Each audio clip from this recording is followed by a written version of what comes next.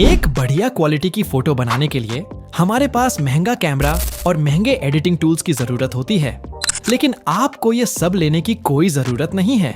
आप बिल्कुल फ्री में एआई से हाई क्वालिटी में फोटो बना सकते हो। तो उससे पहले चैनल को सब्सक्राइब करो और लाइक बटन पर अंगूठा मारो। सबसे पहले आपको गूगल पर सर्च करना है, एआई से फोटो कैसे बनाएं, ये लिखकर सर्च करना है। फिर इसके नीचे आना है। यहाँ आपको एआई टूल हिंदी करके वेबसाइट मिलेगी। यहाँ क्लिक करना है। फिर पोस्ट को पढ़ते हुए नीचे आए।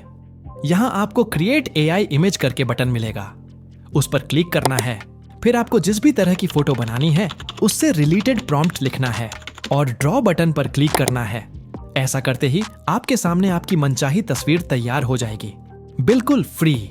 और ये वीडियो अच्छा वैल्यूएबल लगा तो लाइक और सब्सक्राइब जरूर करें।